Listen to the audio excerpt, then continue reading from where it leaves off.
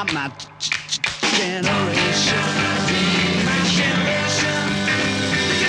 Oh, happy day to you. I am Jen Yates. You're on Jyneration, LRS102.com, The Walrus with the Generator. And I'm always excited because I have some cool dudes up in my studio. I've got Butch Ellis and Joe D'Amato. How are you doing? I'm doing great. How about you?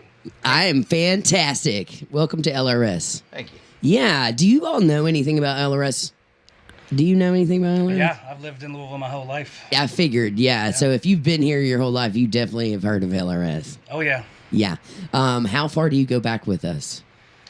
Well, the Walrus, you know, it's my high school years, I guess. The 70s. Yeah. We've been around since 1964. And I think they sponsored some band battles that I played in way back when. Band battles? Yeah. Oh, cool. Like in the 70s? Yeah, they had band battles like at the car show, and they always had a radio station sponsor. He's old. I'm not going to ask you your age. I have all across the board in here. Yesterday I had this youngin'. I said, I forget what artist it was that I mentioned, but he didn't know Barney? who it was. No, it was somebody really popular, and I thought, wow. Did you say Barney? Yeah. The purple dinosaur Barney? Oh, that would man. actually make him old. That's old Yeah. news. Old- Yeah, that's kind of old these days. I mean, you know, things move fast. We move fast. Technology keeps us rocking, you know. Well, so glad to have you all up on the LRS airwaves with me. Joe and I go back a little bit because we both taught at Mom's Music. Yes? Yes. Did I get you your job there? I think I might have. I think you did. I think, yes. think You met I me did. at the Third Street Cafe. What was that? Or Third Street Dive? Yeah. No. Yeah, The sit down, the restaurant.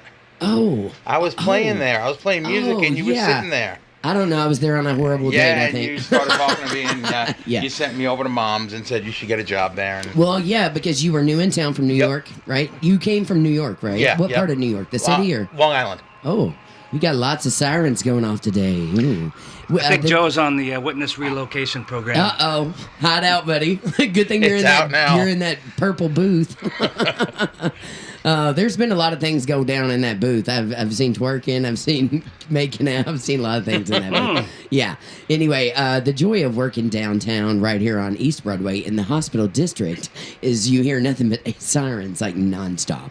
Yeah, and I don't know if you all have been paying attention, but our city is cuckoo with the gun shooting lately. Uh-huh. Notice that. Yeah, what is going on with the city? Don't get Butch started. All right, I won't get you started. We're not going to talk politics. We like to keep it fun here, and we want to talk Fair enough. strictly music. So, Joey, we'll start with you. You came, I know Butch as birthed and raised here in Louisville, Kentucky, obviously familiar with LRS, the Walrus. You came from New York City. What brought you to Louisville, Kentucky? Some friends and just being burnt out in New York. I own music studios out there, and long story short, I just worked myself to death and was looking for someplace music related. And I was looking at like places like that had a lot of big music scene, like Vegas and Florida and stuff like that. Was a lot of entertainment. Yeah. And one day, a friend of mine gave me a call. Someone I sold a keyboard 2 years ago. Oh, cool. They were living in Louisville. They called me to see if I wanted to buy back the keyboard, and we started talking. And they said, "You should come check out Louisville," and because they knew I was looking to move. And I came here once, and then I said, "Wow, this place is pretty cool." And I came back a couple Louisville times. It's fucking cool, man. It I is, mean, there's it is. I'm gonna put money in the tip jar already. But we're donating it to the city's homeless problem, so we're good. Every time we cuss, we donate money in a change jar, which I love. So we cuss for a good cause. Don't get mad at us. I love to cuss, so you know it is what it is. Fuck yeah. Yeah, right on. Yeah. Look, he's digging in his pockets already. Digging in. I'll I'll just grab a wad of bills right I now. want hundreds. Pay in advance. So cool. So you on a whim through a friend who bought a keyboard, was like, hey, I'm going to check out Louisville, and then came and checked it out and dug it. Yeah, well, like I said, my friends wanted to sell me back a keyboard. Right. They had moved here, and they called me and said, hey, and I hadn't talked to them in like 12 years. Yeah. And when I started talking, they said, you need to come check out Louisville if you're looking to move. And Yeah. it just worked out that way. And then it turned out there were more people here that I knew from years back. We all used to be in bands together. Yeah. You know, there's well, of course, we both worked at Mom's Music for a long time, side by side. And I for sure definitely know. I was like, whose phone is that? It's not mine. I'm like, Somebody's got a vibrator up in the studio. It's like going shoot. crazy, yeah. All right. So anyway, what I was saying is though, there's a lot of people that come to Louisville that actually go into New York City. I've been there in and out my whole life playing in New York City. It's a great place. I love it. I couldn't imagine living there though. No. I mean, I like big because I'm from a town of 2,800 people, which is super teeny. Yeah, Lake Cumberland, if you're familiar with it. Down on Green River, Dale Hollow, practically birthed around that area, birthed on the water, had a boat before I even owned a car. That's what you do in the country when you're living on water. You buy a boat instead of a car. But I've just noticed that a lot of people are in and out of Louisville, and they continue to go back and forth between New York City. It's way more affordable to live here, and anytime I've played with people from New York City that have transplanted here, they cannot believe how cheap the prices are in Louisville, Kentucky, how affordable it is. Oh, yeah. Yeah. I remember Sarah Lee of the B-52s. She came in, and I was playing in a band with her at Actors Theater called Girlfriend that was based on the Matthew Sweet record. I remember that, yeah. Yeah, they dropped in the 90s, like right before Smells Like Teen Spirit, which wiped it off the map, right? But she was like, I'm going to buy entire buildings here because it's so cheap, and I was like, really? I didn't know, but she owns a big place, and I think she's in Woodstock now, or maybe up near Nova Scotia somewhere. She has some kind of cool, groovy, creative space up there. Anyway, I want to talk about what you all do here in Louisville, Kentucky. You've got a group called Madmen Across the Water, right? Which is a tribute to Elton John, is it not? Yes, and Billy Joel. Yes. Although sometimes we go by Still Rock and Roll when we're doing Billy Joel, but most people just know us as Madmen Across the Water, and that's easy enough, I guess. Yeah. Man, you've got me racking my brain about that restaurant on 3rd Street. I'm like, what? I remember 3rd Avenue Cafe. That's what it's called, 3rd Avenue Cafe. I don't even remember that place, but right on it. I hope it's still there. Who 3rd knows? and Oak. No, it's not. Oh, it's not? No, it was on 3rd and Oak. I used Okay, to well, play you've there got a all the great memory because I was like, I know I've been there and I was probably on some date for the first time and have no clue where it was, because that's not a place I would probably frequent. I'm usually, you can't even get me out of the Highlands. Must have been a memorable date. I know, right? Yeah, I've had a few of those in my day. I've had some pretty crazy ones, to tell you the truth. So you all play music, obviously. I want to find out, how did you get your start? Butch, let's start with you. How did you get your start in music? Well, I played from a very early age. In fact, when I was 15, I was playing publicly with Up With People. Cool. Sing out Louisville, kind of a high school age. Yeah. God and Country, patriotic thing. I played drums and then bass the next year with those guys. So that was my first kind of public playing out experience. Mm-hmm. Never looked back. Right on, and never put it down, huh? Hardly ever. When my first kid was born, I had promised to take a year off, which I did. But when he was 1 year old on his birthday, I had another band ready to go. You was ready to get back at it. It was long enough. They asked me about this on the Nashville panel. They asked me, what does it feel like when you're on stage and you're killing it? Like you're just killing it, and the crowd is crazy. You all just had an amazing gig at Mercury Ballroom, which I saw was like packed house, right? And that, by the way, that's amazing. Congrats to you all. Thank you. Yeah. The word about my bass playing gets around, and it packs the halls. Yeah, I hear you. How does it feel when you're on stage playing it? There is no high like that, right? There is no drug that can match that music high. No, absolutely not. That's the one thing I've always said. Is when it everybody's really clicking, the biggest high in the world. It's priceless. It is priceless. But there's agree. also a lot of the other kind of nights when you're growing up, where nothing's clicking and he's like, can't wait to get out of there. Mm-hmm. We've had those nights, yeah. One or two. I think we've all had those nights, yeah. And we're going to talk about that because I love to ask random crazy questions. So I've got a lot of cool questions for you all. What about you, Joe? How did you get your start in music? Oh wow! I've just been playing my whole life. I think there was always a piano in my house. My sisters took lessons a long time ago for a little bit. So just having the piano in my house, I showed an interest, and I think I was about 3 when I started taking like formal, kind of lessons. My cousin would give me lessons, then my mother hired a piano teacher and all that. So I've just been playing my whole life, and I just, other than working on cars, actually, there was nothing else I was going to ever do. So when I was, do you still work on cars? Oh yeah, I got the scars to prove it. I got a vintage Mustang, and back when I was in 18 or 19. What year Mustang? 1969. Fucking cool, Yeah, man. convertible, Right yeah. on. Yeah, Yeah. right on. I love it. You know, I just bought a 73 Volkswagen camper bus. Oh, I seen the pictures. That's awesome. Wow, that's so awesome. Dude, that thing is so Old school. amazing. I told Marvin I was going to drive it down to Mom's Music Park. I said, Marvin, if you see it in the parking lot, you know I'm asleep in it. So, like, And don't you come say, knocking if it's rocking. "Groovy." Yeah, he said, shit the bed is what he said. Yeah, Marvin is cool, man. I love that dude. We were on TV the other day, and he's like, you know, it's percussion thing. So he literally took off his shoes and was using his shoes as like, you know, a cowbell or something like that. He cracks me up, dude. He is. He's a funny Marvin guy. is like a father figure to me.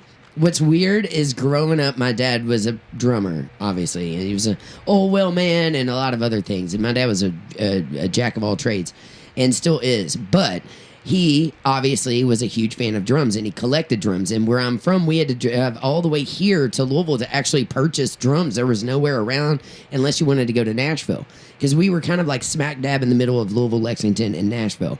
And Nashville was closer. But he ended up coming up here, getting a drum set at Durloff's when it was on 4th Street, which you probably know of, Butch. Durloff's on 4th. Yeah. I know Mike and I knew Dickie. Yeah, and my dad was a big fan of Marvin. He was a huge fan of his drumming in Soul Incorporated, so he would follow him around. And then skip to years later, I moved to Louisville. I leave radio political news to pursue my love of music, and I said, screw money. I didn't care about money. I wanted my time. I finally realized that my time was way more important than the money to me, and I went to work for Marvin. And Marvin, I was like, this is kind of crazy because, you know, my dad's a huge fan of yours and all this stuff. And, you know, Marvin, I call him the Hal Blaine of Louisville.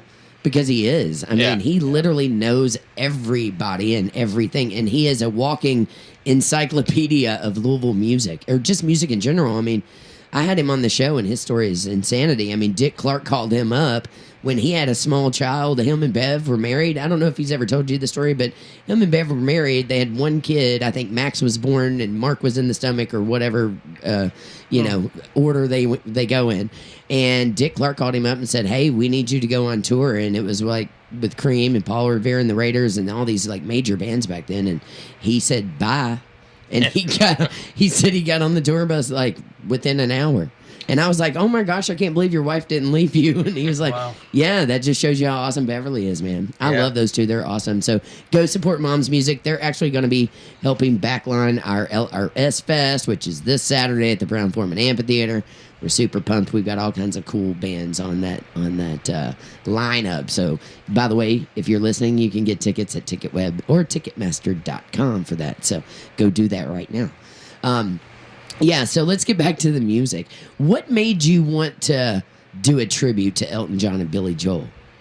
You know, it just kind of happened. I just love to play Elton. I love to play Billy Joel. That was the thing. That's what I mostly do.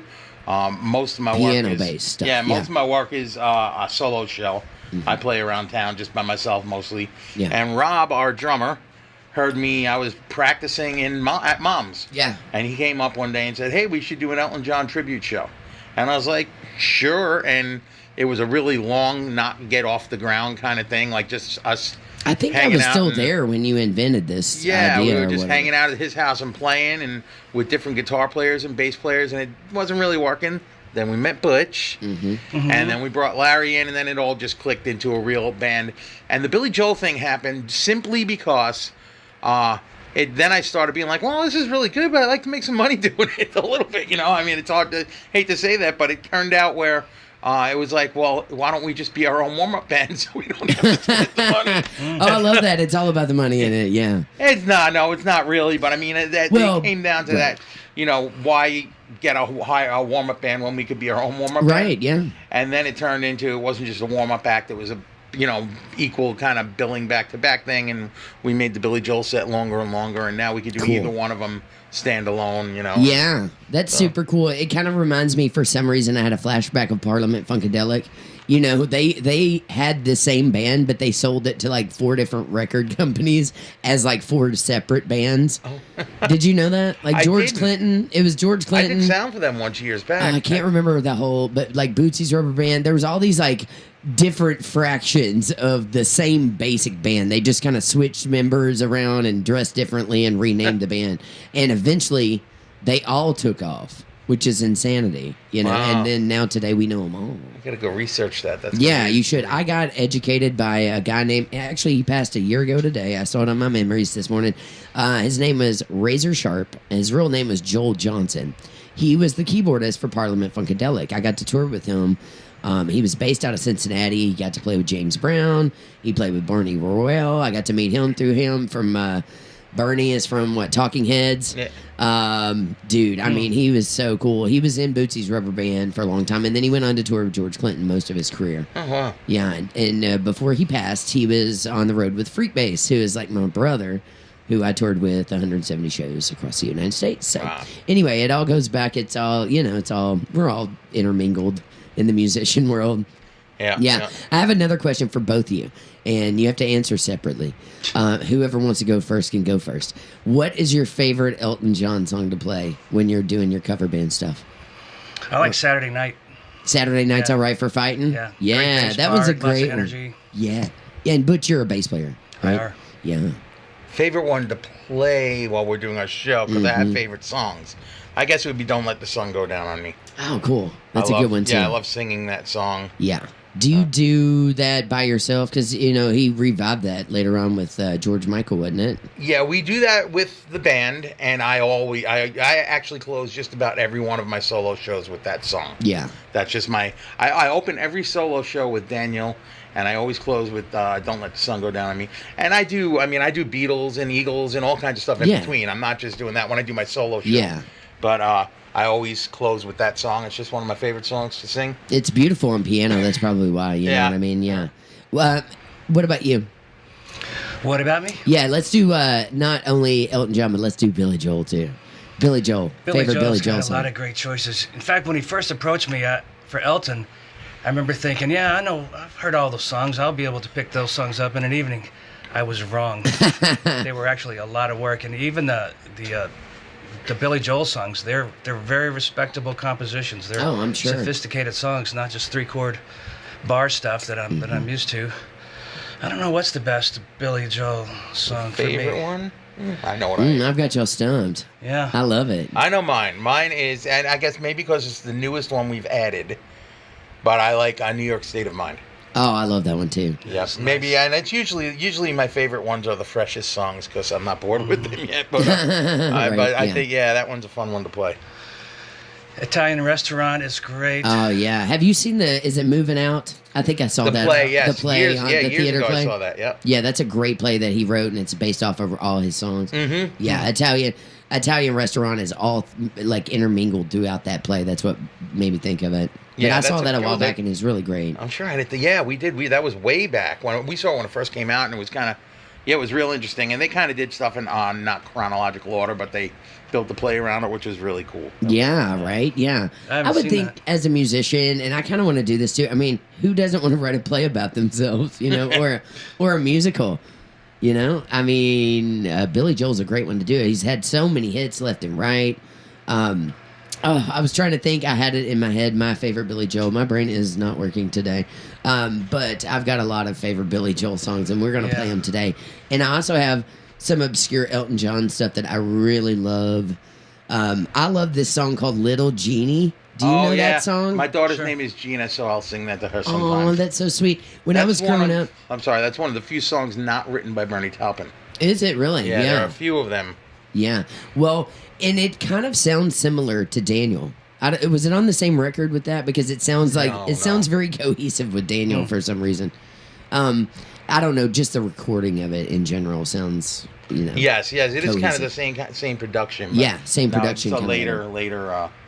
But when I was a kid, my Single Man babysitter, one of my favorite babysitters' names was Jeannie, and we used to ride around her little. I think it was a Mustang.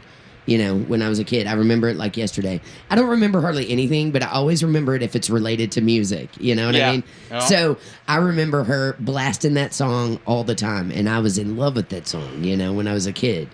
And so for some reason, I love to hear Little Genie, and you rarely hear that on radio at all. Yeah, by I Elton thought John. of adding that to the show, actually. Yeah, you should. It's a great one. I love "Tell Her About It" though by Billy Joel. That's one of my all-time favorites. I'm sure y'all probably get requested to do Piano Man like every night, don't you?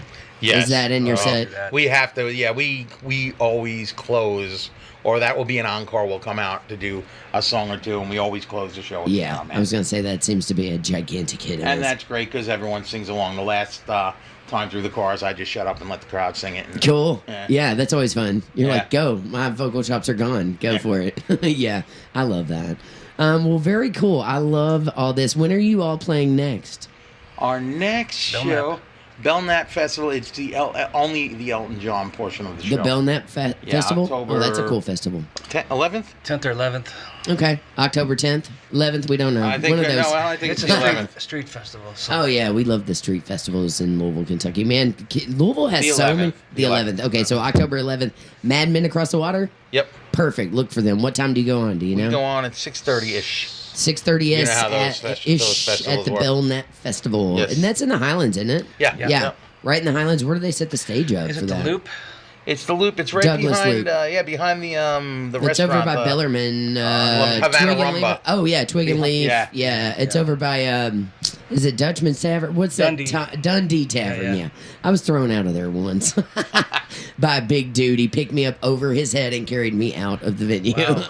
And I was completely sober and didn't do a damn thing. Huh. Ding ding. It's a long story. We're not going to get into that today, but it was that was an interesting night. I love Dundee Tavern though. Don't get me wrong, and I love that little area. There used to be a little groovy venue called the Pink Door over there. Yeah, on that strip. It used to be a big popular like hangout for the LGBTQ community. Yeah, but I love Havana Rumba. They've got the oh man, they've got the best margaritas over there. Oh, I forget what they call sangritas is what they call them. It's sangria Sounds and a like a margarita, and it's purple and yellow swirled. It's beautiful as a drink. Anyway, That's where we're going after this, Joe. I thought you were going to gotta say go teach. twig and leaf. Yeah, I've got a lot of kids in that area. I used to live in that area. I'll be over that way after the show myself. So yes, very cool. We're gonna take a small break, and I'm gonna spin my favorite Billy Joel song, which is "Tell Her About It." You're locked on to LRS. Boy, I don't wanna see you let a good thing slip away. It's Elton John. No, it's not Elton John. It's Billy Joel. I got Elton John in my head. It's Billy Joel with, you may be wrong, but you may be right. You know, I love the lyrics of that song. Always have. And you know he wrote it about himself. He's talking to this chick being like, I might be crazy, but that's exactly what you're looking for. Yeah. I've always loved the lyrics of that. And it sounds totally straight up like something I do. Drive a motorcycle when I wasn't supposed to in the rain and, almost get killed. I am joined. This is LRS102.com, The Walrus. You are joined. I'm Jen Yates, and I am joined by Butch Ellis and Joe D'Amato of Madmen Across the Water. They do a Billy Joel tribute. They do an Elton John tribute, and we're talking all things those two artists today. Joe, obviously you're from New York, and Billy Joel's up around that area, right? He's a Long Island dude. Yeah. Yeah. Tell me a little bit hung about out in that. a lot of the places that he sings about, and the Village Green. He he sings about in his songs. Was right in Hicksville, right over by Holy Trinity High School, where I used to hang out with all my friends. And Super cool. Yeah. So you grew up a huge fan since like you were a kid, probably. Yeah. right? As a matter of fact, there's a lot of songs that I'll tell the guys, hey, let's do this song. They're like, what? And I've never heard of that. And I'm like, are you kidding me? It wasn't big around Louisville. Was Yeah, it? Right. it wasn't big around. Growing up in New York, like if he sung it, everybody knew it. Yeah. There are songs, and I'm realizing that now because I'm like, hey, let's do Down Easter Alexa, and they're like, what? Yeah. Yeah, we do a song called All for Lena. All right, so you know that, and I'd never heard no of that one's song no one's before. ever heard of him. Like my nephew named his dog Lena. I have friends who named their kids Lena because of that song. I and you've haven't never heard of it either. so- I ain't gonna lie. I've heard a lot of Billy Joel stuff. A lot of people don't know that he did Shameless. He's the one who wrote Shameless that Garth Brooks took and made very famous. I didn't know that. Yeah, it's on. What's the I've record heard the where he's song. walking by? He's walking down the street. It's kind of like bluish and gray and black, and it's got a high-rise building. With Billy Joel? Yeah. Are you talking about the one with glass houses? It's not a high-rise building. It looks like he's throwing It's a wall. It may be that one. It's on that one. It's Shameless. The song, I'm out of my head. I'm shameless. That one that I know the song you're Garth talking Brooks about. made very famous. That's a Billy Joel song. Yeah. Garth Yeah. who? Garth who? Brooks. Ah. country or something. Yeah, well, I mean, whatever. I was working in country radio when he broke, and I love a lot of Garth Brooks songs. He's great. Dude, Seems like a he great was guy like on a the rocker, you know what I mean? He was a rocker in his day. He actually came up playing like Kiss songs, and They treat him very nicely on that new country music documentary that Ken Burns has got. oh yeah, I Yeah. haven't seen that yet. feature Everybody him. keeps talking about it. I don't even own a television, so I literally downsized my life, and I gave up cable and TV 6 years ago, just because I felt like it was a mental mind suck, you know. And I was like, I'm so much better with audio and technology around me. Yeah. So I haven't missed it, not one day, but I still catch things on occasion. If I'm at a restaurant, they've got it on the screen, or, you know, usually they'll chop it up and you'll see the highlights on the internet, but I have yet to see the Ken Burns thing. I would love to see that.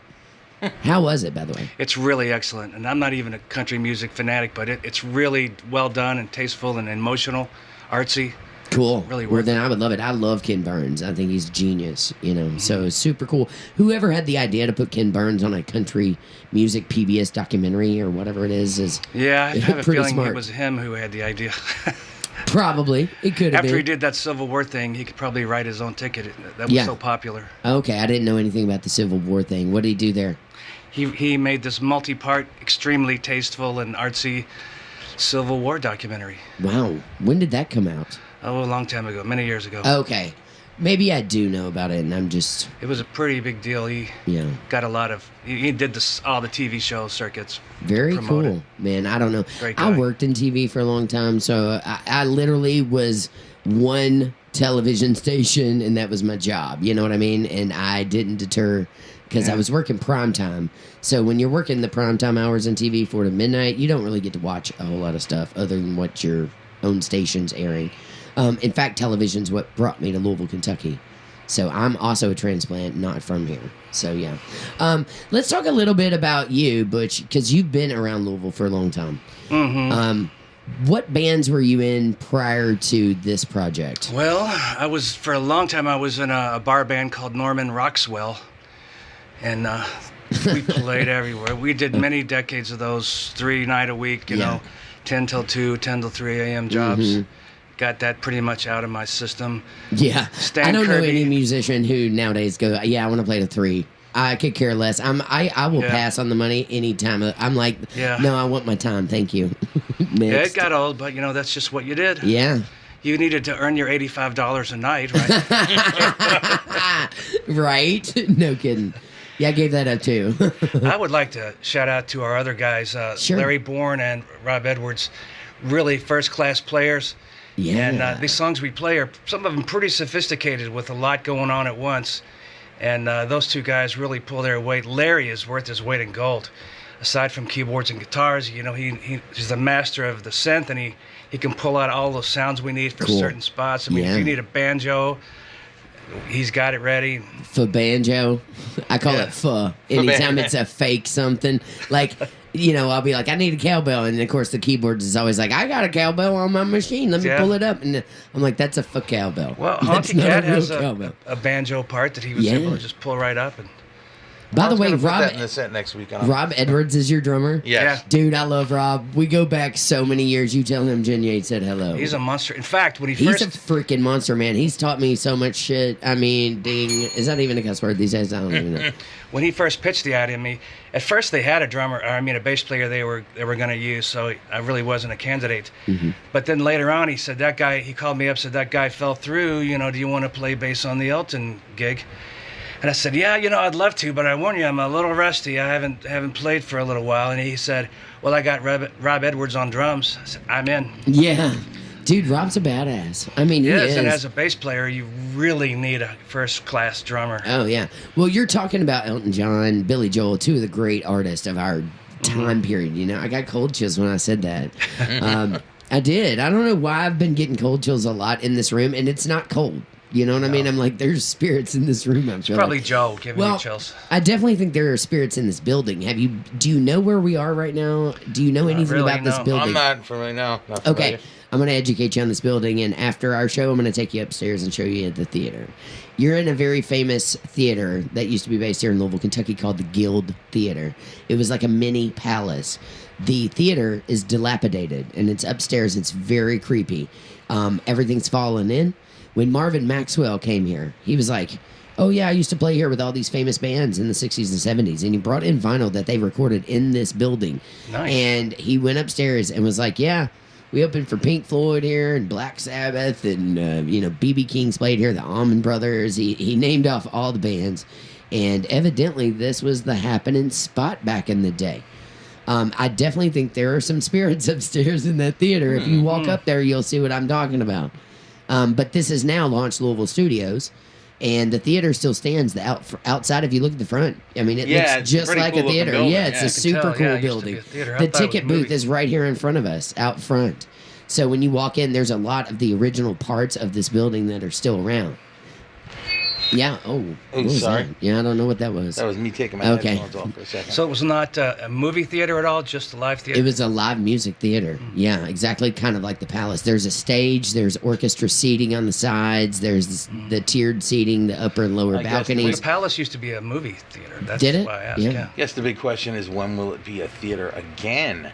Any plans they're for looking that for in the works? investors right now. Yes. Oh, all in right. fact, there's also plans in the work to have live music people down here to make this a music venue, which it used to be for some very famous artists. So you're sitting in the same building that Pink Floyd played in, and Allman Brothers, Black Sabbath, the whole nine. Cool. There's a lot. Jimmy Brown was educating me on it too. I'm not from Louisville, so I'm kind of through this show tracing back the history of Louisville music in a way, and other musicians just like you all, that are transplants here. One thing I love about Louisville, Kentucky is we have an amazing group of musicians in this town, and the musicians are also cool, and they all support each other for the most part. And I don't have any family here in this city, but I've been here for 22 years, and what keeps me here is the community, the people. I love the people here. The musician community, the LGBTQ community, the radio communications community. There's so many cool people here, and it's really hard for me to get away from the Highlands and get away from Louisville, Kentucky for some reason, because I love it so much, and I love playing music here. I don't want to do those 3 a.m. shows though anymore. Yeah. I like my weekends, and I like to travel, and I like to have them free, and I'm not trying to kill myself anymore like I used to. And y'all know, playing music is a very physical thing. Oh, yeah. Yeah. A lot of people couldn't do And it. emotional. Very emotional, yes. It's an emotional thing, but when you're packing equipment all the time, yeah, look, y'all both rolled your eyes. Yeah, you know what I'm saying. As you get older, it starts to suck, One great thing about these tribute shows we do is we play pretty nice rooms. It's good. And so we don't have to lug in our own PA and lights. Right. We bring in our personal stuff, which is a real luxury. Yes, their it is. sound man, their PA, their lights. It's a real luxury. Yes. When I toured with Kelly Ritchie, we never did that shit. You know what I'm saying? I was like, and I rarely will do them. I will do them on occasion just for, if it's a cool venue that I really want to play, I'll do it. But yeah, that lug and all that stuff. I already got 400 pounds of drums in the back of my car. Yeah. And then you've got to pack them up and then unpack them and then pack them back up and then pack them back up and then unpack them back down. It's just, and staircases and. Yeah. That's why I won't play Saints. Oh, yeah. I will not play Saints because I'm not carrying that shit up those stairs. That's crazy. They need an elevator in that place, don't you think? Yes. St. Matthews, I get know it together. exactly, yes. Get it together, Saints. Yeah. They could get a few of those union stagehands to come around and do all the heavy lifting. And one of my great friends is a union stagehand. She was working the Bourbon and Beyond on the Foo Fighter stage. Those cats, they've got their shit together. You know what I mean? They know their stuff. She can sit up and tear down a drum set in about 0.2, which is quicker than I can because I've been doing it for a long time. But I've got it down to about 15 minutes, maybe 20 minutes tops for teardown.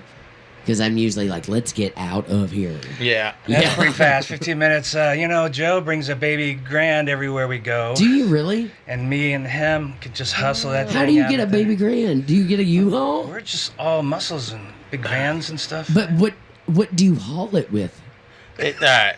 He's telling a lie. I have. It is a full size Okay. baby grand shell. Okay. It's a prop. Okay. So it is. We do have to haul it in the back of my van, and it's a baby grand 5 foot or 6 foot by 6 foot. Wait, you lost me at prop. Wait, so you don't play it? I do. My keyboard. Okay. My full size 88 key keyboard Yeah. slips into Flops it. right down in there. wow. So it's that's what most a lot of stage stuff you see these days, unless it's the real Elton John or Billy Joel. A lot of if you see a baby grand piano on stage these days, it's a shell, and then they have a digital piano that just sits in it.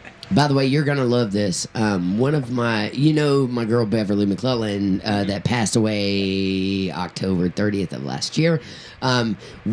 She actually got to play on one of Elton John's pianos. Oh, wow. And he shipped it into The Voice for some reason for like their big finale or something. Oh, wow. She told me the story. She was very proud of it, and I think it was very famous piano. It's like a white grand piano or something.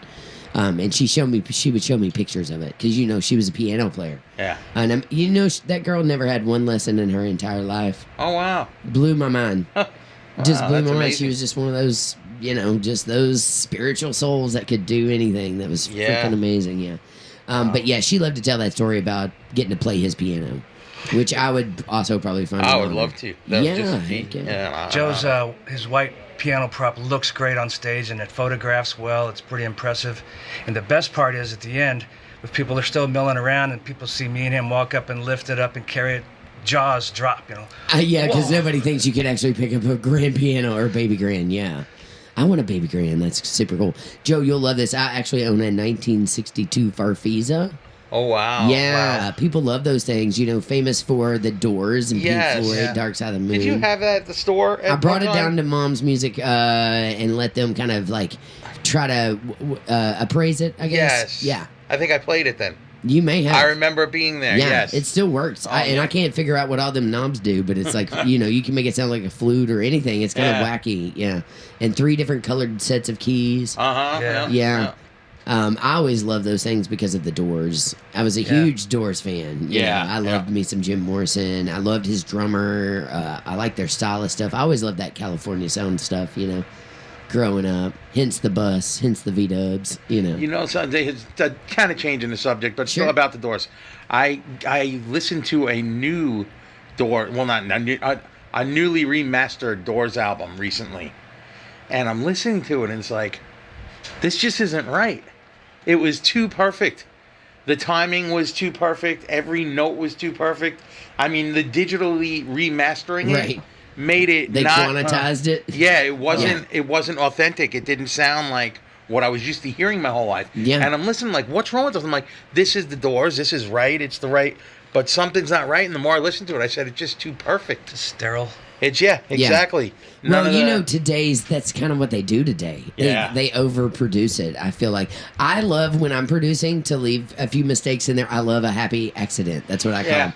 A happy accident. Something that's captured in there that you didn't mean to do meant to do that. doesn't really sound that great, but sometimes you're like, ooh, that's magical because the Stones did that. You know Yeah. what I mean? There's all kinds of like fuck ups. Oh in the yeah, beginning next of- thing you know, they're going to go back and tune the Stones guitars. right? Those old No recordings. shit. Yeah. They don't like that A tuning or whatever weird tuning that Keith Richards likes to play in. Have you read his autobiography, by the way? Mm-mm. He's a fascinating cat. I was fortunate enough to get to play with Bobby Keys in Nashville several years ago before he passed, who's the famous saxophone player of the Rolling Stones. Obviously, he also toured with Lennon and he's and Joe Cocker and all that stuff. And I'll never forget, I was in the green room with him. And by the way, Chris Robinson of the Black Crowes was opening for us with his own solo band project. And he was like 7 foot tall. I'm only 5'5", so I'm pretty short compared to Chris Robinson. And he had all these chicks on his arm, and I remember him having this big pimp hat with this pimp feather, and he was like the Mac Daddy or whatever. And, but everybody was there to see Bobby Keys, and he had all these elderly ladies in the back. And my favorite part was one of them come up to me, and they were all old hippies, because, they would follow in the Stones since, like, the 60s or 70s. This one lady comes up to me and she has a whole like Ziploc bag, one of those gallon ones, and it had hundreds of rolled joints in it. She was like, "You want one?" They were handing them out like candy. They're just like, "Here, you want one? You want one? You want one?" I'm like, "This is the craziest green room I've ever seen." Meanwhile, Bobby comes in and he's on the phone. He's talking to Keith, and he's like, I'm like, holy shit, he's talking to Keith Richards. I'm standing right here next to him, right? Dang. And yeah, and we're like, no, oh yeah, my ding, yeah, I cussed. More money for charity, yeah.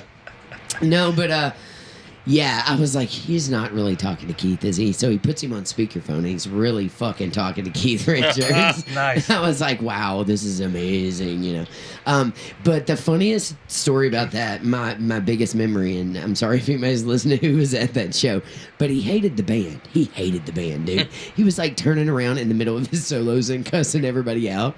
And, you know, he was in his 70s by this point. So when he played that sax, if you see anybody play sax, their whole neck and face get like they're gonna explode. It's like all the blood rushes to their head, right? I only know because I played sax in college. And man, I tell you what, that was a wild experience. We come back after the set and we go back to the green room again after the show, and he's all cussing the band out because they messed up on something and something and something, right? And meanwhile, he's looking at me and he points at me and he goes, "But I love you." And I love you. And I'm like, oh my, you know, oh Lord. Nice. Like, this is so awkward. And he came up afterwards and he autographed my set list. And he said, you know, "I love you very much. Love Bobby Keys," or whatever. And I was like, well, that was the most awkward experience ever. I got in my car and left and head back to Louisville. That was in Nashville. Rest of the band's looking at you like... Rest of the band's like trying to kill me. And all I was doing was playing percussion. I was playing conga and shakers and vibro slaps and gyros. You know, all the Stones had the wackiest like stuff in percussion wise. Yeah, and I would think that Elton John does too. Ray Cooper. Ray Cooper's still touring with him. I know. You know, he knows. You know, Elton John knows what's up. We know this, right? Obviously, any great musician, once you find a great drummer, which is your foundation, like you all, you've got Rob, dude. It doesn't get any better than Rob. I mean, he has studied upon studied upon study with some masters. And I love him because he's very secretive about his techniques and his drumming. But I've had the pleasure of actually being his friend and like hanging out in the studio with him for many years. We used to party together all the time back in the day and have a great time. We used to live next door to each other, so we were close, you know. But he would show me like little fancy cool things, you know, and be like, "Don't tell anybody any of these secrets." I'd be like, "All right, dude." Oh, well, I was like a drummer before I was a bass player, and cool. I have enormous respect for his abilities. He's worth two drummers, really. Guaranteed. I throw that down. You tell him Jen Yates said he was a badass, because he is. Boom. And I love him dearly. He knows. Yeah. Yeah, and we used to work side by side at Mom's too. We used to teach side by side, so I would always go in there and like roam around his. He's like me. I love to collect vintage drum books and go back and, you know, all the Buddy Rich books that he put out. All those, you know, you can find if you're in any music store. You can always find like a drum notation, drum set notation book. I just found one of Phil Collins. Man, it's all of the Phil Collins music written out on drums and drum notation. You know. And I love to look at that stuff because sometimes you think you're hearing it one way and you're actually not until you actually look at the physical notes on paper, you know. But Rob, he really taught me a lot over the years, and I just really dig him. So y'all have a great foundation. But Elton John, he knows what's up. And what I mean by that is he's had his same drummer for years. So when you find something that it's all about the chemistry. I say this often. You know, you find that what works. And dude, I mean, listen to all the grooves on all of his songs. You know, and some of them are not easy. I've covered Honky Cat in my day. I've covered a lot of Elton John stuff and Billy Joel. Yeah, it is a funky song. It's hard to get correct, you know, and hard to get to sound right with all the parts. Y'all know this better than anybody. Well, speaking of Phil Collins, I loved his drumming before he ever was famous with Genesis. He used to be with the band called Brand X. Yes. You may have heard of. Yes. Instrumental fusion band, and he was a monster drummer on that. And then he tried out for Genesis and got that gig. And then it was years later before somebody pointed out to me that this was the same drummer from Brand X. Yeah. And you go and look, and sure enough, it says Philip Collins. Philip Collins, yeah. You know, I hear he's going to be here next week. I have tickets. Nice. He I think he cannot physically play drums anymore. I hear that his son is actually playing drums for him. Something is wrong with him, and I don't want to say what it is, but it's either like a MS or something. You know, he's got something wrong with him, and he put it out not too long ago that this would probably be his last tour, and that's why I wanted to go see him, because I've never seen him. But he's one of my all-time favorite drummers. Growing up, you know, I was an 80s kid, 70s, 80s kid. All through the 80s, I collected a lot of the electronic drums. That was thanks to him, because he was really experimenting around with those sounds, like mixing acoustic drums with electronic drum sounds. And he was really the reason I got into anything electronic concerning music. Yeah, but I hear his son is playing for him, and I just read yesterday, I think it was, that he like fell off the stage on tour just a couple nights ago. Oh, jeez. Hope he makes the show this week. That's what I said. I was like, please let him come to Louisville. Convalescing with Bernie Sanders. No politics. That's funny. Yeah, no politics. He's healing up too. Yeah, anyway. Yeah, we should have you put money in the tip jar if we ever mention politics. That should be my new rule. He's just hurt, though. I know. If we ever mention it, more money in the tip jar. I saw, who was the keyboard player in ELP, Emerson, Lake and Palmer? Keith Emerson. Yeah, I saw him fall off the stage in a show once. He had a strap-on keyboards, and he was wandering around, and he fell off the stage. Oh, wow. What's a strap-on keyboard? My mom went somewhere totally different. Yeah. No, but I'm thinking, wait, like a keytar? Yeah. Well, it was like a strap equally around his neck, and he was playing it like Edgar Winter does. They didn't have a cool. guitar back then. Oh, okay, you're right. They would just literally take a strap and put it around their neck. I was like, man, I don't think I've seen that. And when he fell off of there, the entirety of Freedom Hall and Synchronicity goes, oh, together. And then after a minute, like one arm comes back up, and then another arm, and then they push it back up. And then he's like the champion of the whole show. Yeah, the crowd goes wild. It was painful. Dude, I saw this keyboard guy the other night with Freakbass, and I forget his name, and I'm sure he's done some amazing stuff because he was amazing. But he literally was standing on top of his keyboard, standing on it, playing it. Like, you know, it was on a stand, and then he was on top of that. and then at one point he picked up the keyboard like over his shoulder and was playing it. I've never seen anybody do anything quite like that dude. I don't know. He was wacky. He was wacky crazy. See, I'm boring. I just sit there and play. It's hard to hold the grand piano up on your shoulder. Yeah, I was going to say, but you bring a grand piano mock up, which that blows. I'm coming to see your show just for that. I'm going to be like, where's this? October 11th. How heavy is that thing? It's not real heavy. You know, I made it out of. I should have made it sturdier so that you could stand on it or sit on it. Yeah. I've had people try, and I'm like, no. When they get drunk at the show and they're like, Had some drunk girl crawl on stage and get all. Try to lounge on it. Try and lounge on it and stuff. I wish I had $1 for every drunk girl who's crawled up on my drums. I'm like, oh my god. Not counting you, right? Not counting me, correct? Because I don't usually drink when I play, so that's good. Actually, it keeps me sober playing. You know what I mean? I'm not a big drinker these days. I feel like I drink my weight in. You know, I drank about the size of the ocean in my 20s and 30s, and then once you hit your 40s, you're like, oh yeah, I can't do that no more. Price to pay. I wish I could say that. Just for health reasons. It's just better for my body. I mean, I wish I it's could say great that. for me when I don't drink. Plus, after 2, I get like cuckoo cuckoo. I call it cuckoo. Like, it affects me in weird ways that I do not enjoy. So, and well, that's a reason to quit. yes, and when you stay sober, you know, at shows and stuff, and you see all the drunk people and how they act when they're drunk, you're just like, yeah, I don't want to look like that. You know what I mean? I know y'all know what I mean. Yeah, we know. If you're a musician, I feel like, let's talk about this. Okay, so we're all musicians here. We've all been playing for a long time, right? I mean, you've seen your share of drugs and alcohol, I'm sure, you know, and I talk openly about everything on the show. I do not no holds bar, except for politics. We don't want to deal with that. But, you know, it's hard growing up in that. I mean, when I was 13 years old, I was already playing venues that I wasn't supposed to because I wasn't old enough. But they used didn't to know. sneak me in. If you're with the band, they don't know and they don't care. And I would have grown women not know how old I was and would come up and put whiskey shots to my mouth while I was playing and duck my head back. You know? Next thing I know, I'm trashed and I'm like, you know, 13 years old. So, you know, it's that kind of environment a lot of times if you're playing the bar scene. Now, I've tried myself to kind of navigate away from the bar scene, although I do love playing a bar. I love playing bars. I always have. I was birthed in a bar, basically. But at the same time, when you're around that all the time, it can be a very toxic environment. Yes. Yes. So these days, I'm going for more events, more family-friendly things, more festival-oriented, more kid-friendly things. You know what I'm talking about. Who wants to play till 3 in the morning and haul stuff up till 4 or 5 and then be up till 6 or 7, Yeah, I still do occasionally, but...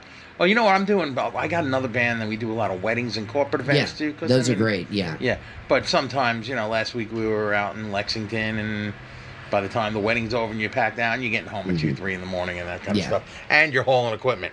So right, a lot of people don't understand this, but not only are you up there, and they say drummers, we burn more calories than a runner in 30 minutes because you're exercising every limb. You're not stopping. You're exercising every limb, and you're constantly in motion. Now, not only are you constantly in motion, but you're hauling 400 pounds of equipment to and fro, and your heart rate's up, and then when you're done playing a 3-hour gig, and then you've hauled your equipment back and loaded it up, it's like your heart rate is crazy, right? So coming home, it is a workout, and then coming home and then trying to go to sleep on that's insanity. You're not going to sleep for another 2 or 3 hours. That's exactly it too. I come home and I still can't sleep for a couple hours. And that's why. Because your heart rate is so high, and it's that adrenaline, and also, as we talked about earlier, it's that musician high too. You're if you come home from a gig like your Mercury Ballroom and it's sold out, then it's hard to come down from that excitement level. So then you got to have a glass of whiskey, Go back to work. A good some good indica of some sort. Yes, exactly. Ding ding. We love that stuff. Anyway. So you get it. That can be a very toxic environment. I think that's why a lot of musicians go under. If you don't watch yourself and put limitations on the alcohol and stuff. Do you all have rules at all when you're playing? Is there no rules? Well, we keep it to a minimum while we're playing. Yeah. The rule with the band is, the unofficial rule is we're not supposed to drink till after the show. Right. That's always a great rule. Yes. It's a great starting spot. It's a great starting spot, yeah. But that's for that particular band. I mean, I play, solo stuff all over or with my other bar band and stuff, and that's when I kind of maybe drink more than I should. It happens. Yes. Well, you are playing Billy Joel music.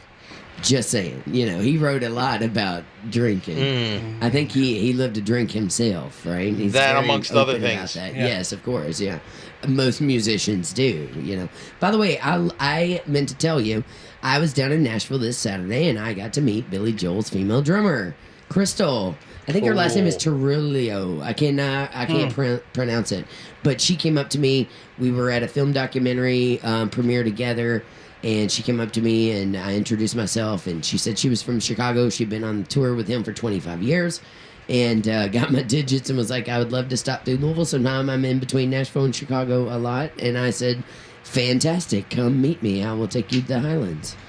Nice. And so stay tuned. Maybe she could make the Belknap Festival. Yeah, that'd be cool, right? Who knows where she is right now? She's probably out on tour. Is he touring right now even?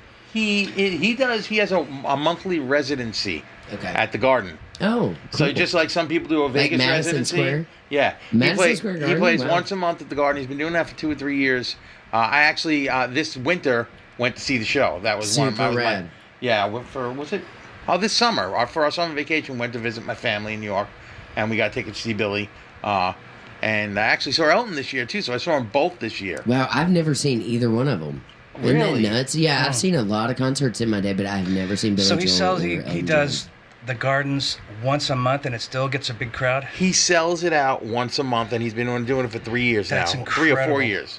Well, think about all the people that travel to New York City, and that, if I was in New York City, I'll get tickets to go see, Billy Joel. Yeah, and it was sold out, too. It wasn't like when they say sold out, and the seats in the top are kind of half of it off. He used the whole arena. He had the seats all the way around, not just the front of the stage. He had the stage set up so that you could see it from behind. The entire arena was packed, sold out. And he does that once a month. It's amazing. That's nuts, man. That's like every musician's dream is to get to play Madison Square Garden. Yeah, he does it monthly. Yeah, To a full house. Yeah, but I think he's to a also full touring house. because I think he was just in Boston or something. I don't doubt it. Yeah. Yeah. Anyway, This is Elton's final tour, which well, is sad. hadn't he said that like 5 times though? I don't think Elton has claimed the farewell Really? tour. Okay. 'Cause No, actually, he she hasn't. was on Last her one like was the 5th farewell farewell tour. I'm like, how many This farewell is it now, tours the farewell can you Yellow do? Brick Current Road. one. Yeah. Yeah, the current one, yeah. Well, I was saying, did you hear what I said about Cher? It was Yeah, like, yeah, that was, dude, yeah. That's she's been on like 5 farewell tours. her and Kiss. I saw Yeah, her in the Eagles Nashville have at 2 or 3 Bridgestone farewell earlier this tours. year. I had front row seats to see her earlier this year at Bridgestone, and it was a pretty awesome show. I would love to She see had that. like the hologram of Sonny, Oh, really? and I've seen she that. went through the whole her whole lifespan. So she started with the '60s stuff, all the Sonny and Cher stuff, and had him on the side singing to her, and it looked realistic, and then. And then it went all the way up. She even did the Shoop Shoop song and all that stuff. Even all the movie, she did a bunch of movie Yeah. things that were not. That one in Burlesque was a great song. Yeah. Oh, yeah. What's the name of that I forget the name of the song, It's but a- I remember the song because yeah. I like that movie. Yeah, me too. Who doesn't like Burlesque? I like mean, Christina Aguilera. yeah. I love her voice. So. I love Christina Aguilera too. Yeah.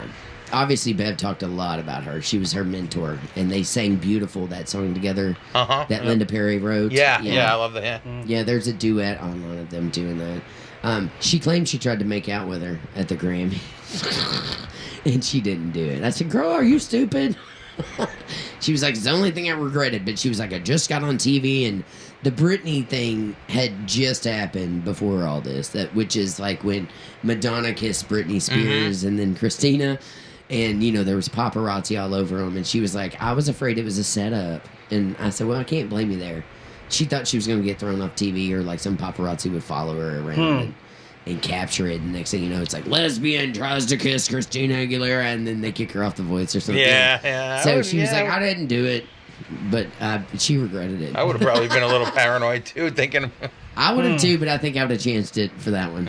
I would have chanced it for the story. I'm all about the storyline. So I'm like, will this make a great story later on? Yes, it will. Let's do this. Oh, well, we're going to take a break real quick. I love you two on here. It's kind of fun. Love man. being here. Thanks for yeah, having us. absolutely. And remind everybody, Madmen Across the Water, you can catch them at the Belknap Festival. That's Saturday, October 11th. And did you say 6:30? Friday, October 11th. Friday, October 11th. Sorry. At 6:30. Yeah. I don't have a calendar in front of me. I'm just double checking. Yeah, double checking for me. Friday, October 11th. We'll get it right. And we're 6:30-ish. Bogarts next month at Bogarts. Oh, Bogarts. Yeah. Okay, real quick before we take our break. Bogarts, you're going to be there? That's November Cincinnati? 30th. Yeah. Wow. I have seen some of the best concerts at Bogarts. Yeah, that's incredible. They got 1 million photos of all the people who have played there over the years. Some of them are kind of man. jaw-dropping. Yeah. Yes, I know. Who do you remember across that Well, wall? I happen to have seen Stevie Ray Vaughan there. Are you serious? Yeah, ages ago on one of my trips. I just back got from cold college. chills again. Yeah, Yeah, wow. That's badass. that was a great experience. I'm an 80s guy, but Dio was there. Dio. Yeah. Hell yeah. I love Dio too. James. I saw, you'll love this, Les Claypool. He's the bass master dude from Promise, Sure. you know. Oh man, I've seen him several times with his Frog Brigade, and they are just mind blowing. And I remember going to Bogart, seeing him. I think I saw Victor Wooten there as well. I've seen a lot of famous bass players. It seems like. Of Wooten course, I'm is a a drummer. monster. I love a bass player. Wooten is. I met him in an alley in Bloomington, Indiana, at the Bluebird, outside of the Bluebird. Randomly, I was out there just hanging out, doing what you do as a musician before questions the asked. show. Yeah, no questions asked. I plead the fifth. But yeah, out walks Victor Wooten, man. And I was like, holy shit. I was like blown away. It was Victor Wooten. And so he was like, hi, nice to meet you. I'm Victor Wooten. And J.D. Slate was his drummer, and he was walked out. And literally, it was just me and them two in the alleyway. There was nobody else anywhere around. Everybody else was inside the Bluebird. I was out back doing who knows what. But yeah, I just so happened to have a drum head on me. And I was like, hang on, will you please sign my drum head? I'm a huge fan. And I work at Mom's Music. Of course, he passes through Mom's all the time, and he knows Marvin and all of them. So he was like, absolutely, kid. So I've got this huge, I have a collection of drum heads that have been signed by famous people that I've met along the Wow, way. Victor. And Victor Wooten is one of them. So Anyway, congratulations on the Bogarts gig. That's Thank a you. badass gig. If you're in Cincinnati, Ohio, which I love because I toured out of there and played through there many years, hit up Bogarts. Go see Madmen Across the Water. And That's if you're gonna in be cool. Cleveland, Oh, are we'll you be at playing House of- Cleveland too? following month at the House of Blues in Cleveland. Love that House of Blues in Cleveland. December So you are 20th. going on a little Ohio run. Yeah, I guess. You'll love this. I had to once play Louisville, Cincinnati, Cleveland, and then back to Louisville all in one day. Now, Nice. that's insanity because that drive to Cleveland That's is like a 5-hour no drive. joke. Yeah, oh yeah, sounds like something I would do. No, it was crazy. I kinda worked I was on myself tour to death. with Kelly Ritchie then, and we had a tour bus and all that stuff. We had a bed in the bus, which was cool, but at the same time, it was very nerve wracking, and I had to be on like a Fox TV show up there or something early in the morning. rough. I don't know, it was nuts. It was. I don't remember a lot of the tour. It's like blur because it was just no sleep, basically, lonely, no sleep, and what city am I in? I have no idea. You know, and then you'll wake up in like middle of Montana with a GPS telling you you're on the right direction. And it's like a dirt path in the middle of nowhere with nothing around you, and you're like, "Are you sure we're going the right way?" You know, because Montana is huge. You could drive across it for hours and not see a thing, and it'd be You like kids a and your gravel road. GPS devices. Back in my day, we used paper maps. Shit, I would have never. We'd have never got to Canada. I if don't I'd have know done how that. the hell. Really? Right. All right. Well, guys, thank you for being on my show today. Everybody, stick around. We still have these two with us for the next hour as we continue to spin the best in rock and roll. We're going to kick it off with some Elton John. It's Saturday night. It's all right for fighting. You're locked on to LRS102.com.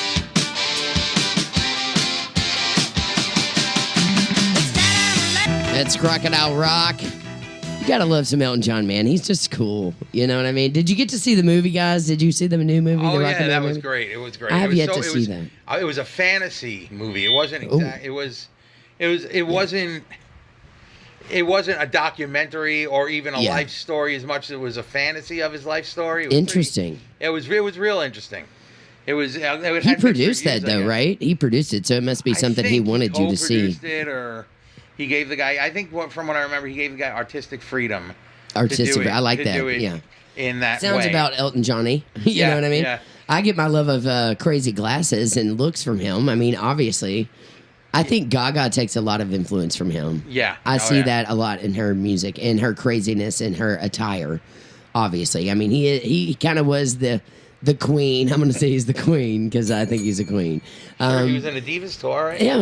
Yeah, heck yeah. I mean, it's Elton John, man. You know, I related to him obviously because of the LGBT thing. Oh, I thought of another great one though. I freaking love. We're gonna spin it later. I'm Still Standing. That video is the bomb diggity. I love that thing. That's a fun song to play too. And what a great message. Anytime I'm down and out and I'm like, oh, I don't call it a comeback kind of thing, you know, that's my song. That's my go-to. I love that song because it's kind of like a F you, I'm still here kind of thing, you know. And the video is really funny on the beach with all the dudes dressed up all crazy and throwing beach balls. And I don't know, the video, I just remember that video as a kid.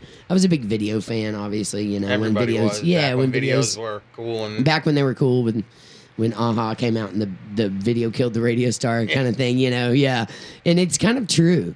You know, I took this rock and roll history class and I loved the concept that my professor, he was one of my favorite professors, and he always talked about how we went back and deciphered like black lyrics versus white lyrics. You know, if you listen to Shake, Rattle, and Roll, the white version, you know, the white lyrical version, and then go back and look at the black lyrical version that they took it from, you know, they kind of like cheesed it up and made it PC, I guess, you know, back in those days. But it wasn't until the invention of TV that we actually started putting a face with a name with music.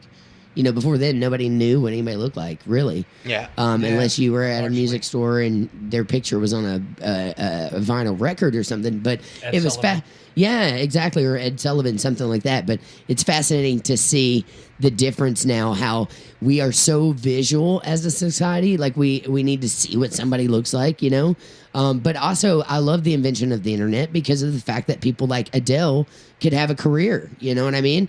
They didn't care that she was overweight. The bitch could sing. You know what I mean? And that's what it should be. You know, if you've got talent, you've got talent. You know, it shouldn't matter what you look like. But if you remember, even back to like the early 90s when it was like CC Music Factory when they came out with that song, and then it was a bigger, older African-American lady that was actually singing backup harmonies on that. And then all of a sudden, they, in the video, put these like two hot white chicks pretending like they were singing her. Remember they got called out about it? Yeah. Vanilli moment. Yeah, Milli Vanilli moment, right. And I love to remind people that, hey, Milli Vanilli has a Grammy. Just saying. You know what I mean? Don't take that shit too seriously.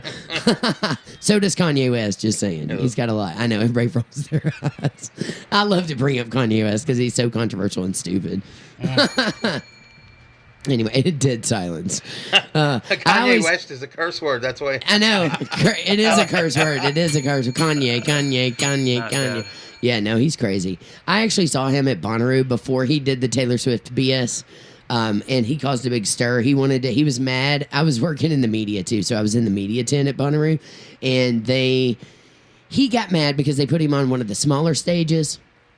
And if you know anything about Bonnaroo, it's like the which stage, the what stage, the who stage, the where stage, but they're all named kind of funny. And it's very Grateful Dead themed, and they've got these big bobbleheads out in these fields and stuff. It's really cool. But anyway, Pearl Jam was on the main stage, and he was mad because he had this big glow-in-the-dark tour, and he wanted to go on the main stage. He caused this big ruckus. Eddie Vedder got wind of it and played an extra like 3 hours just because of it, because they eventually appeased him to put him on the main stage. Well, by the time they got the Eddie Vedder and Pearl Jam stuff torn down and set up Kanye's, I kept watching the clock, and it'd be like, Kanye West at 1 o'clock. Kanye West at 2 a.m., Kanye West at 3 a.m., Kanye West at 4 a.m. It just kept going. He got 2 songs in and the sun came up. Now, this is a glow-in-the-dark tour. There was maybe 100 people left there. I stayed just to cover it. They were pelting him with tomatoes, and you woke up the next day, and it was spray-painted everywhere. F Kanye West, all this stuff. And there was a big standoff between them for years. Like, he didn't go back until recently, I think. If I was them, I wouldn't have let him back. But that was the pre-Taylor Swift stuff. And then after that, I was like, yeah, this dude's a jerk, man. Yeah. I don't care what kind of music he writes. He doesn't play any instruments, and he does not sing. So how he made it to the top and win Grammys is beyond my I can't fathom it, kind of thing. But I'm not a fan. I don't buy stuff from people I don't like. And that's the only way I feel like we can hurt them. Yeah. Or maybe not hurt them. It's the same with politics or companies that we don't like. If you don't like Nike, don't buy their shit. It's that simple. And if you quit spending your money with them, then they'll quit making money eventually, and so forth. Now, some companies are too big, obviously. But that's my thing. If I don't like an artist, just don't buy their stuff, because that's how they make their money, So anyway, enough about my rant on Kanye West. Don't get me started on that. I can rant all day. But I am going to say, if I ever meet him, I'm going to challenge him to a rap off and a drum off and a play off and a produce off. Because I think I got him on all of those. For real. Anyway, let's get back to Madmen Across the Water. You were talking about outside. Well, first off, congrats on the Bogarts thing. That is so cool. And you were telling me that was a Farfisa in that last track, Crocodile Rock. Crocodile Rock, yeah. Farfisa sound. Yeah, that's wild. I had no idea. But I can hear it now that you say that. Yeah. Of course, I'm not super versed in piano. I did take a lot of piano lessons in my day. Piano is one of my favorite instruments. It really is. I mean, I obviously play drums, but I was just yesterday. I love just to sit behind a piano and just write and just come up with things. And I took a few lessons and probably should take a lot more. I would love to take more lessons. I want to take lessons on vocals and piano more. But I play a little bit of everything, and piano is just a beautiful instrument. And it blew my mind when my teacher said, I was like, oh, okay, I've learned my E flat scale, right? And I can do all that, and I can do the crossovers, and I just learned some inversions, and all this stuff. But I was like, ooh, I kind of like C and C sharp together. Well, that probably would never fit anywhere, right? And then my teacher was like, no, actually, if you're writing original music, you can do anything you want. And I was like, you can? And then that kind of blew my mind. She was like, you don't have to stick in one key. You can change keys in the middle thing. You can modulate. You can do anything you want. It kind of blew my mind when they said that. And I was like, wow. Okay, I never thought about the instrument like that, but I see what you're saying. Now I can literally do anything. Yeah, so it kind of blew my mind. Play C and C sharp together with caution. Yeah, yes, because they clash. But I tell you what, I was hired by the Louisville Orchestra to play the Kentucky Center for the Arts for the Legend of Zelda Symphony of Goddesses. Now, I'm a huge Legend of Zelda fan. I love the music. In fact, those video games were written for the music. And in every video game, there is a sound that we have never heard as humans. And there's actually a video game where you play an ocarina. They invented an instrument for this game, right? So this guy gets up and he's talking about why he invented that. He had like 100-piece Japanese orchestra to record the soundtracks for most of those. And we had a 70-piece orchestra, and I was like percussion too. And I was getting to play crotales. And a lot of the boss scenes include those minor seconds or whatever you call them. Is that a minor second? When they're side by side? Mm-hmm. Yeah, like C and C sharp. Yeah, they clash, but you can hit that. Like, I had to play a lot of those in that particular musical, which I thought was really fascinating to me. You know, people like Sondheim, you know, just the way that they write things just blows my mind, you know. If you don't know who Sondheim is, he wrote Sweeney Todd, and he wrote Into the Woods, and he wrote a kabillion other things. Yeah, he's a genius. Yeah, basically theater genius. But yeah, so anyway, it kind of blew my mind, and I know you teach. Do you teach too, Butch? No, sure don't. No, Joey, I want you to talk a little bit about teaching. You've maintained a lot of students here in this area for a long time. Obviously, you've been doing it a while, so it must mean you're a great teacher. No, I'd like to think so. Yeah. Well, I mean, I feel like if you're not a great teacher, you wouldn't be doing it, and you wouldn't maintain clientele. Right. Yeah. Right. Yeah, you know, it's interesting because you'll have a lot of students, and you'll try your best with all your students, but nowadays, I don't know if parents are as much. I mean, when I was younger, go practice your piano. Yeah. You know, and nowadays it's like I think they bring them for their lessons, and that's kind of it.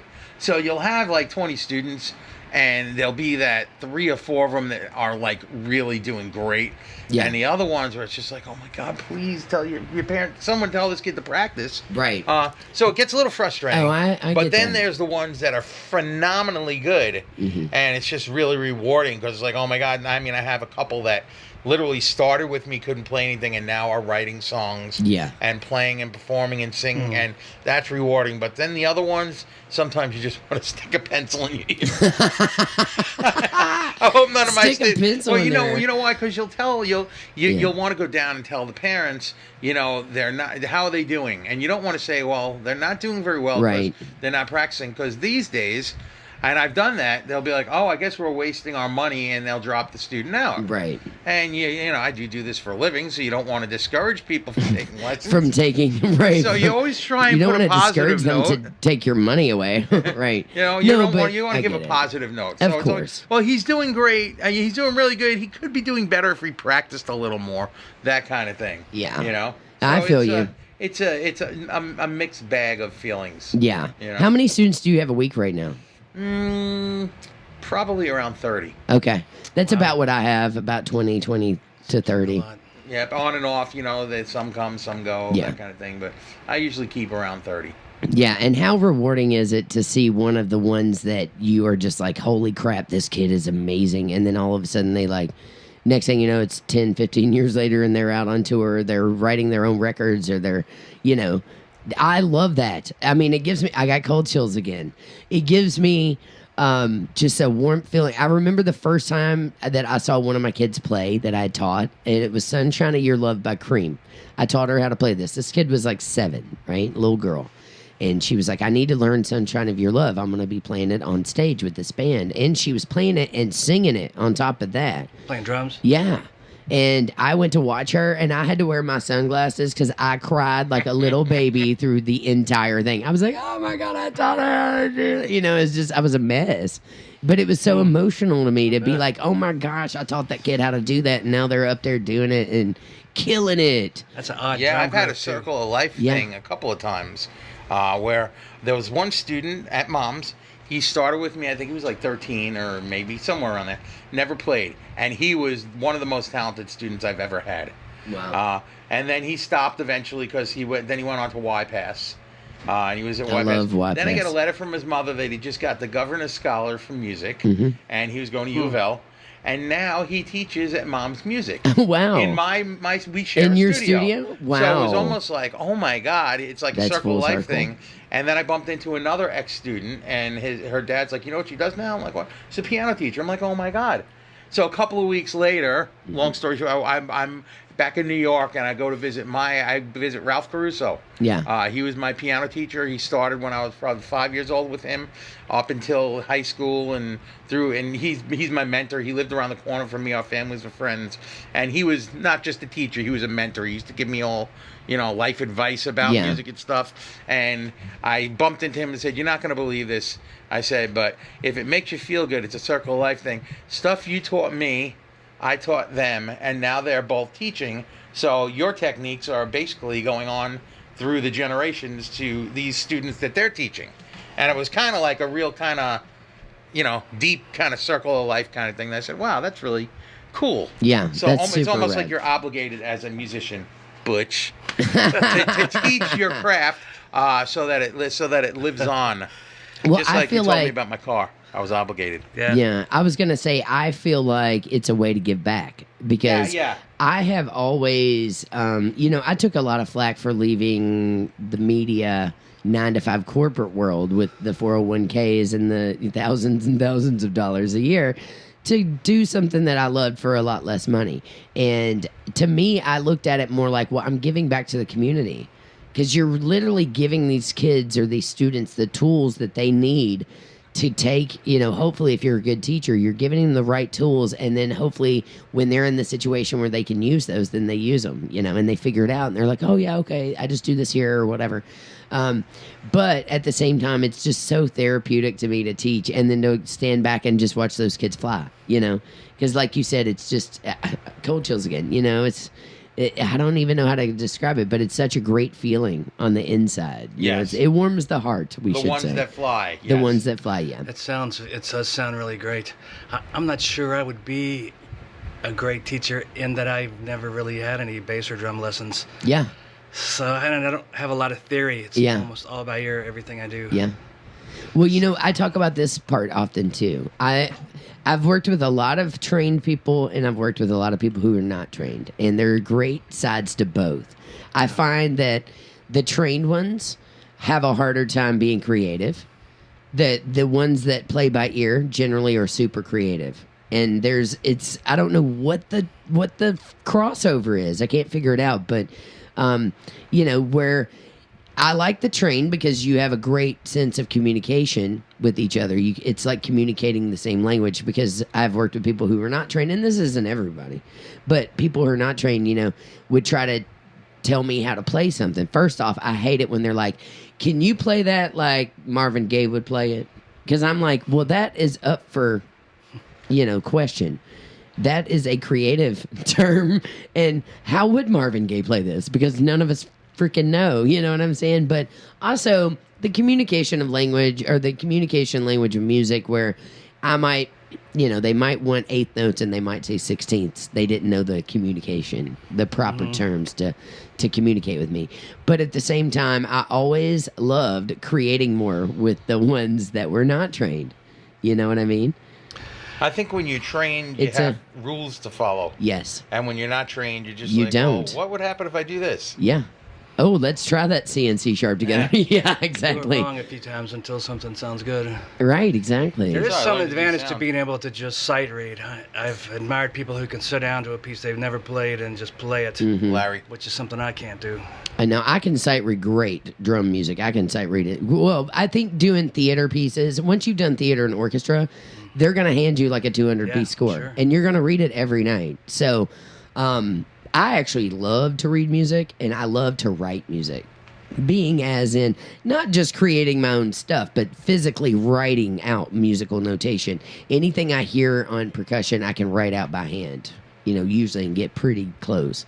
And I've just from practice and teaching it so long, I'm constantly writing out stuff for kids. I'm constantly writing on my whiteboard. I love a whiteboard where you can write it. But I also now can look at things and be like, oh, okay, I see, it's just patterns and things like that. But as far as piano music, I can read piano stuff because I've took piano lessons and played clarinet and saxophone and a little bit of everything. But I'm not really quick with that. I'm really slow with the sight reading when it comes to melody lines, But I teach bells almost on a daily. I've got several kids at Western Middle, several kids, at these performing arts schools, and they have homework they bring home from their teachers. And we have to not only, if you're a percussion player, you're gonna have to learn to read basic bells and stuff like that too. So You want to work. yeah, exactly. So I have to teach a lot of that. So it keeps my chops up, but I'm still not super fast. Now with drum set, you can give me a score, drum set percussion, and I can fly through it.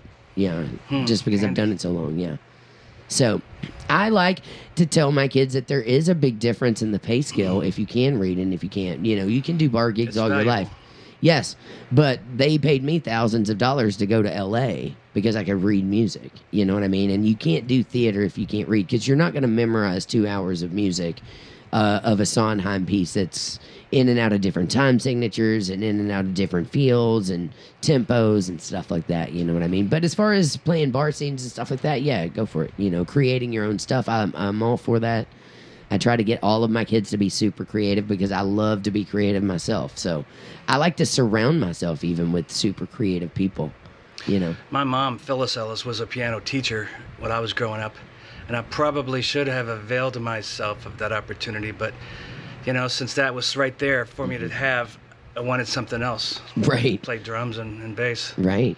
Well, and a lot of kids don't like to listen to their parents. I was the rare one, evidently, in that since my father was a drummer, and he had been in marching band. Now, where I'm from, Adair County has a historic marching band. They've won state in Kentucky almost more than any other marching band in the state.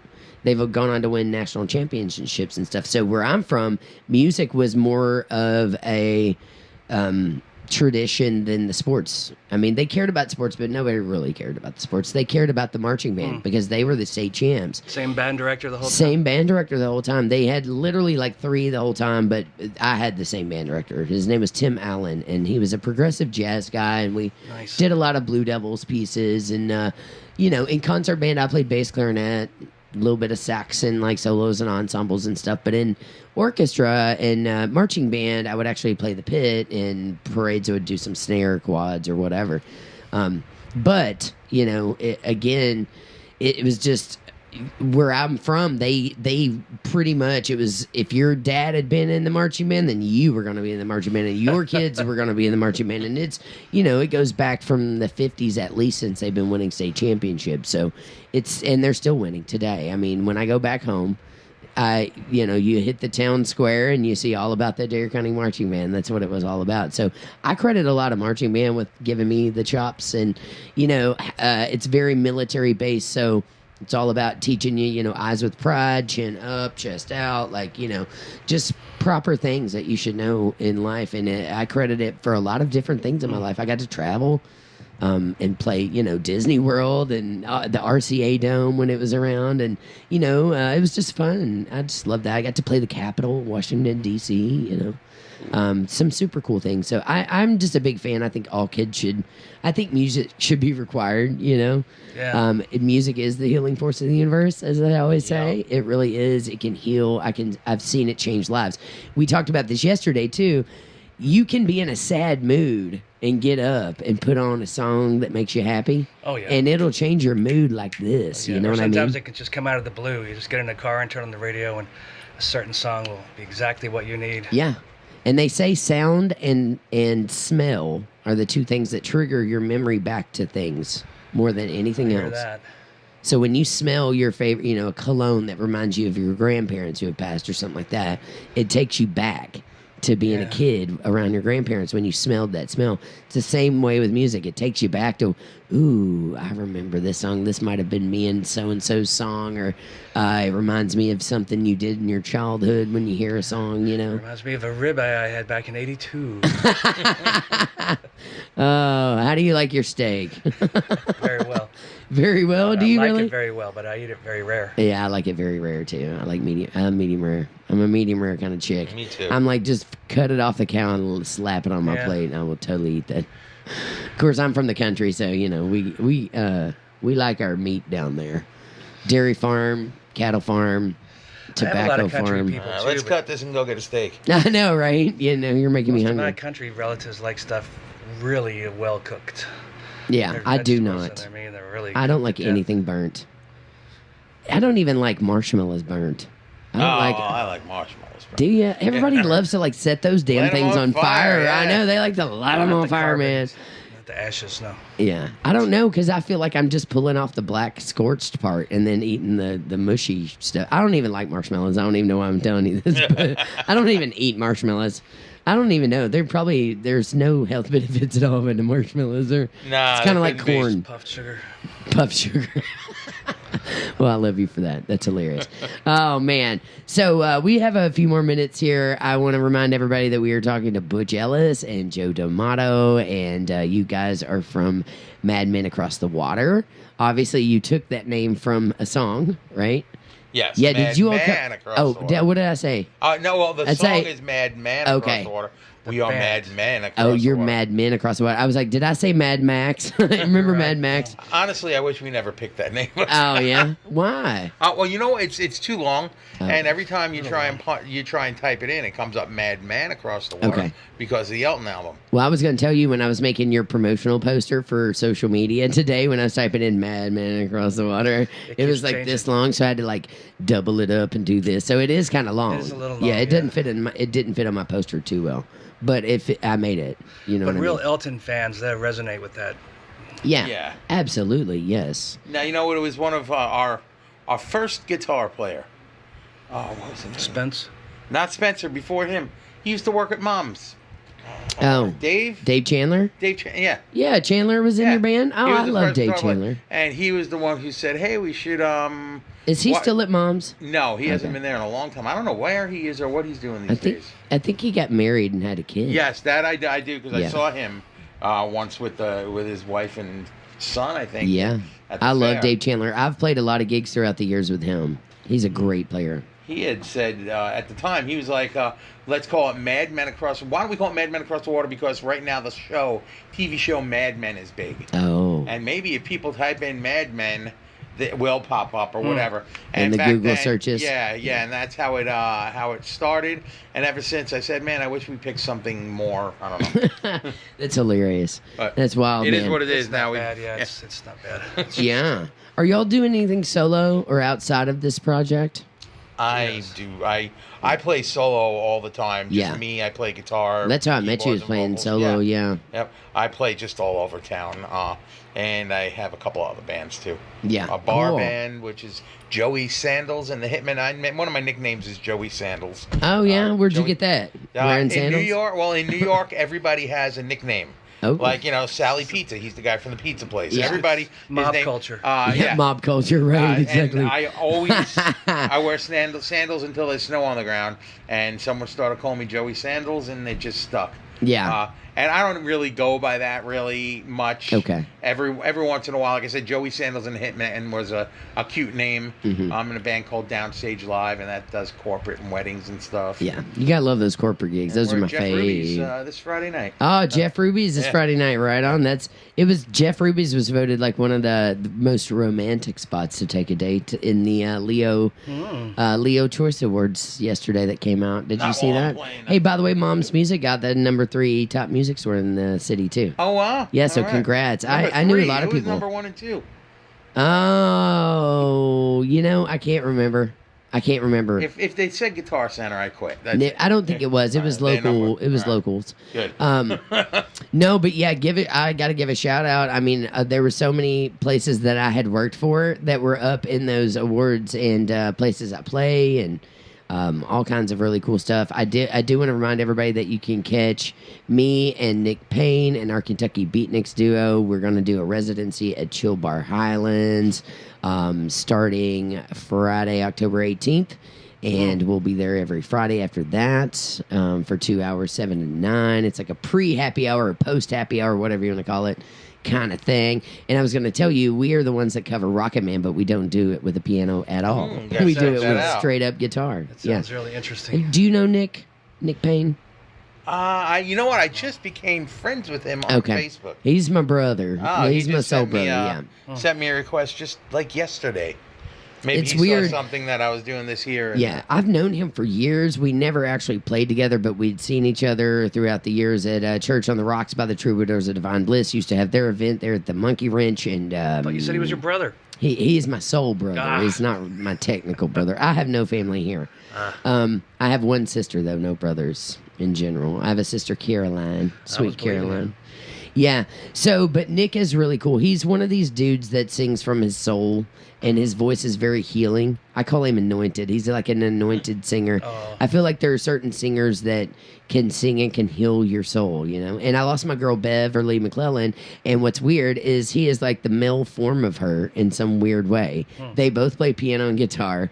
They're both bald. They're both gay. They're both like fierce. They're both beautiful voices, beautiful souls, beautiful spirits, very creative, just fun to be around, fun to play music with.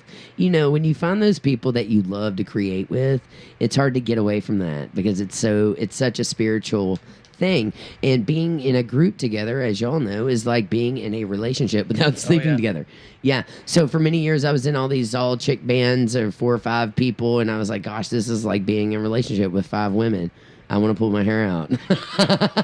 So it's fun to get to create with people that you really love and admire and have fun playing with. And, you know, it's just all rolls. He's just kind of and zen and groovy, you know. Mm-hmm. Yeah, so I love to play with him. You'll dig him, though. You should know him. Anyway, we started a duo a while back, and it's been fun ever since we did that. So I just love to play music, you know what I mean? I'm sure y'all do, too. I don't know why we keep doing it. We keep beating ourselves up and, you know, and all that. I guess just, why do you think you do it? Why do you continue to do it's it? The piles of money. Yeah. Yeah. I do it just because it's just what I do. It's what I've always done, and that's what I do for a living. So I gotta. Yeah, I was going to ask you, pay the when did you bills. first start making money at music? You know what? I haven't had a day job since I was 18. Wow. A real Nice. job.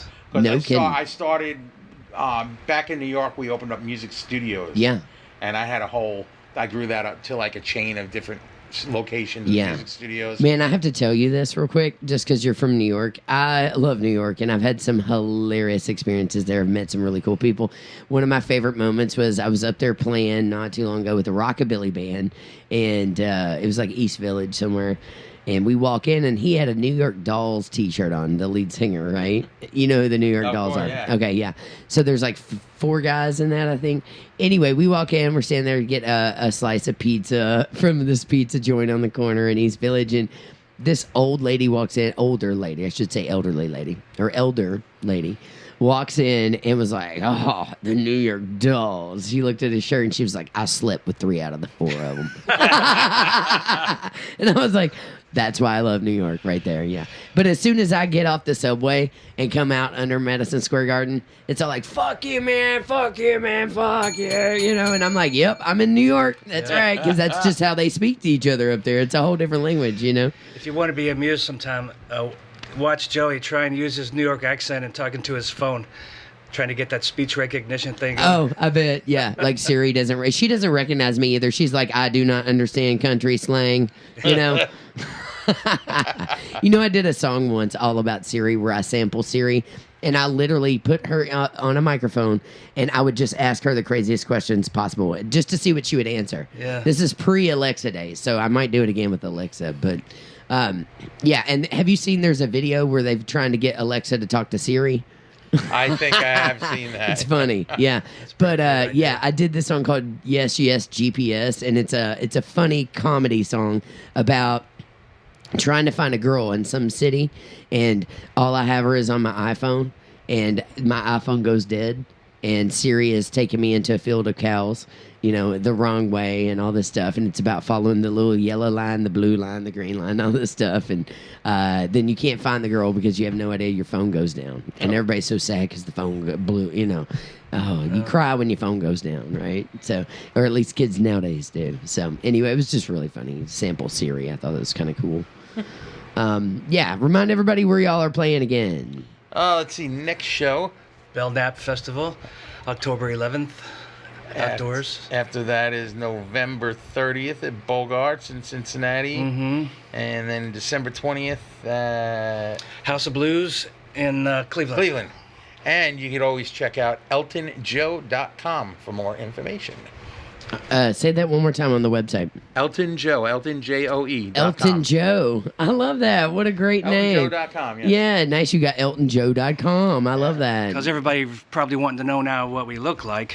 Yeah, So you exactly. go to I'm our sure they do. website, you'll have That's what the pictures. thing I love about radio. I'm like, if you don't know what we look like, You know, I used to work in TV for a while, and I love TV, but TV's all about the visual, and they really do care what you look like. Yeah. And I didn't like that as much as coming into radio every day, because radio could care less, you know. And plus, radio's got cool music, you know. That's why I was in radios, for the music. We wanted to hear all the rock and roll. So I've been so thankful for you all to come in on the show today and spend some time with me. Can't wait to see one of your shows. I want to see that Baby Grand thing that you got going on, because that just blows my mind. I love hearing about all that stuff. And Joe, we go back a long time. Butch, I'm just getting to know you, but I've seen you play around town for a long time. I wish y'all the best. Thanks. I wish y'all Thank you for total having success in music, and keep doing what you're doing, because without musicians, the world would be a very, very, very sad place, right? Oh, yeah. Yeah. So thank you so much for coming on the show today. Thank you. Listeners, thank you for tuning in. I do want to remind everybody that we do have LRS Fest going on this weekend. That's Saturday, October 5th, Brown-Forman Amphitheater. Get your young teenage kids and get them down there, because rock and roll is not dead. We've got rock and roll shows all day from 12:30 starts kicking it in with the Atherton School Band and School of Rock bands and stuff like that. Then we're gonna have all these like local groups, and then Royal Bliss is gonna headline later on that night. Around 10 p.m. or so. So if you haven't got tickets, do so. Get online, go to TicketWeb, go to Ticketmaster.com and get those damn things. And it's going to be a great show. I can guarantee you that. And I'm going to leave you with some Billy Joel. I am Jen Yates. Tune in tomorrow. And as always, I hope you have a wonderful day and keep it groovy. It's only the good die young.